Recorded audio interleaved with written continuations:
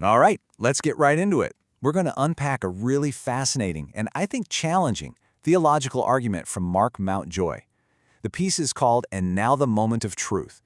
And I mean, with a title like that, you know he's not pulling any punches. He's going straight for a core issue in Christian belief, and that's prophecy.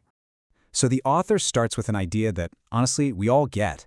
Just think about it for a second. The surgeon walking out of the OR, the jury reading a verdict. It's that critical point where all the hoping and pretending and guessing, it all just stops, and reality takes over.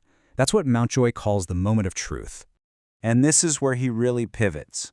He takes this universal idea and aims it like a laser at the New Testament. You know, it's filled with all these phrases, claims about events being near or at the door or happening before this generation passes away. These aren't just poetic flourishes, they're time-stamped. So the big question he asks is, what happens when their moment of truth shows up? Now, to really dig into this, Mountjoy first takes a look at us, at human nature. What do we do when something we deeply, truly believe is going to happen just doesn't? Well, he says there are a handful of very predictable ways we react to that kind of disappointment. He lays out these 4 paths. First, some people just double down. They say, okay, the date was wrong, but the system is right. Let's just recalculate. Then you have others who, well, they just quietly move on. They don't want to talk about it. They never really process the failure. A third group gets cynical, and who can blame them? They just toss out the whole belief system. But it's this 4th response, the one he calls the consolation prize, that he argues is the most common and maybe the most insidious. And there it is. That's the consolation prize. It sounds so reasonable, doesn't it? Almost humble. You're admitting you got the timing wrong, but you get to keep the whole framework. Every day, every year that passes just means you're one day, 1 year closer. Simple. But here's the catch. Mountjoy's critique is that this response, as wise as it sounds, is actually a defense mechanism. It keeps a real moment of truth from ever happening because the core belief is never actually at risk. No matter how many times the prediction fails, the framework itself is always safe, always ready for another go. It stops you from asking that deeper, scarier question, what if the entire map is wrong? So you might ask, how is this framework so well protected?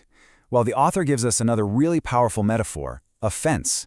He says that over time, traditions have built these fences out of certain Bible verses to keep people from asking the hard questions, to keep them from wandering off the approved path. And here are the main fence posts. I bet you've heard these before.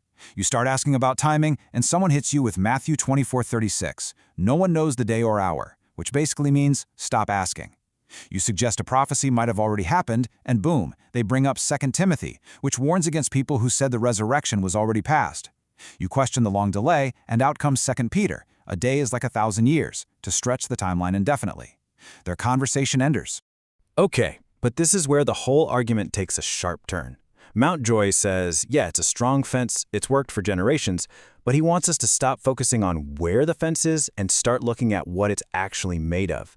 And this right here, this is the absolute core of his critique. It's a real twist. He points out that the very verses used to block an investigation of the first century are themselves first-century documents. They were written by people in the first century, for people in the first century, about things they were dealing with. There's a huge contradiction here. The wood of the fence, as he puts it, is basically screaming at you, telling you exactly where you need to look. So that brings us to another great visual from the author. When you're faced with this kind of intellectual puzzle, what path do you take?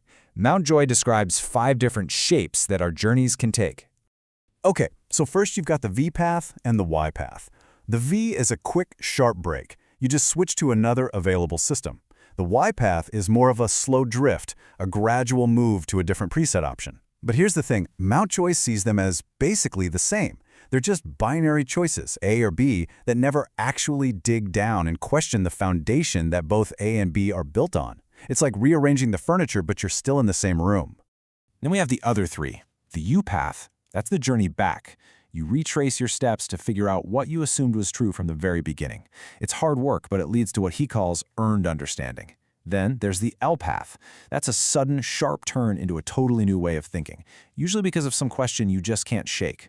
And finally, the O path, the circle. This is the loop of predicting, failing, recalculating, and then grabbing that consolation prize. And his description of this one is chilling. He says, it looks like faithfulness. It is actually a cage. So the bottom line here is pretty clear.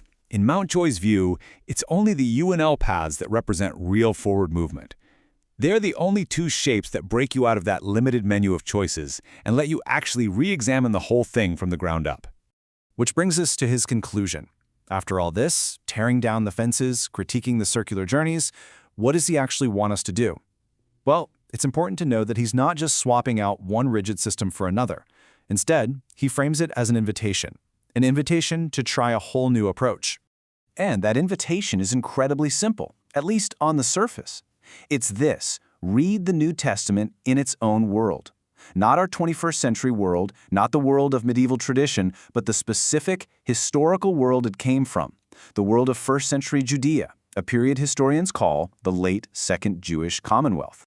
He claims that when you do this, everything starts to click into place. Phrases that have been theological puzzles for centuries suddenly make sense. This generation isn't some mystery, it becomes a direct statement to its original audience. The time is near isn't symbolic, it's a real claim about timing.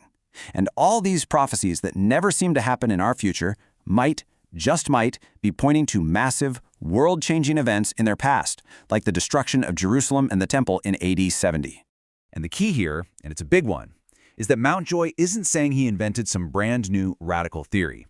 He sees this as a recovery project. He's trying to get back to how the very first readers, the ones who lived in that world, would have naturally understood these writings without needing all of our complicated charts and timelines.